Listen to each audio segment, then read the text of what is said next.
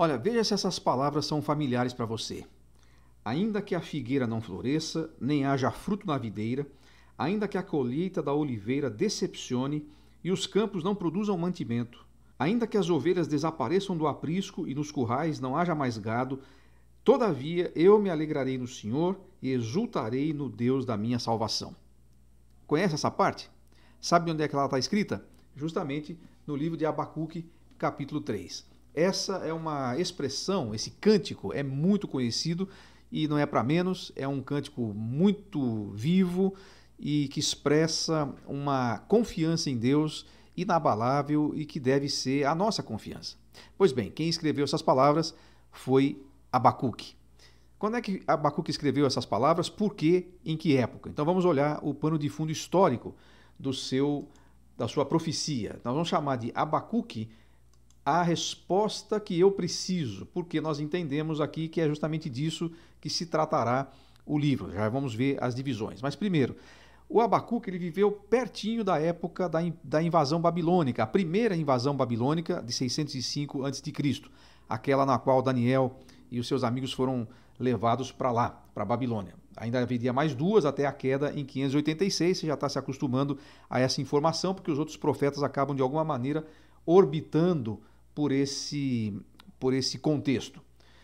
Bom, o que é o problema de Abacuque? Assim como foi o problema de outras pessoas, inclusive outros profetas, salmistas e muitos de nós até hoje, o Abacuque ele fica inconformado porque Deus fala para ele que a Babilônia vai ser o agente de Deus para castigar o seu povo.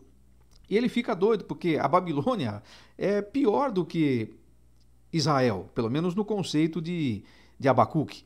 Então, o primeiro capítulo, ele vai falar justamente sobre isso, né? O primeiro capítulo, na verdade, o primeiro e o segundo, vão ser o profeta, o Abacuque, declarando suas dúvidas. Senhor, como é que é isso? Como é que o senhor pode usar o ímpio para corrigir o justo? Não que exatamente Israel fosse justo, né?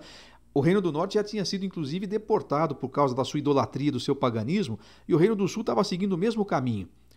Mas Abacuque ainda tenta dizer, olha, pelo menos aqui tem alguns que são justos e tal, nós vamos sofrer todo mundo junto, né? Quando a Babilônia invadir, aqueles que te temem e aqueles que não te temem vão sofrer juntos. Então ele não consegue entender isso. Então nos primeiros 2 capítulos ele dialoga com Deus a respeito disso. Até que Deus lhe dá uma resposta. E é essa resposta que você vai ler no livro. E então, no capítulo 3, ele vai declarar a sua fé naquele canto, cujo pedacinho eu li no começo aqui do nosso mapa de voo. Abacuque, portanto, se torna um referencial para todo mundo que tem uma crise de fé. O que é ter uma crise de fé? Não é ter um surto de incredulidade. Eu não acredito mais em nada, eu não quero saber de Deus, para mim Deus tanto faz. Tem pessoas que têm essas posturas. Mas aqueles que confiam em Deus, Abacuque era um profeta, Abacuque era alguém que tinha um relacionamento com Deus. Abacuque era alguém que temia a Deus. Ele não estava entendendo o que Deus estava fazendo. Isso é uma crise de fé. Quando às vezes você não consegue compreender ou quando aquilo que você sabe sobre Deus parece não fazer muito sentido. Nesse momento, o que a gente tem que fazer? Exatamente o que Abacuque fez. Você pode não entender alguma coisa sobre Deus, você pode não entender os seus desígnios e suas ações, mas você pode renovar e restaurar sua confiança em Deus.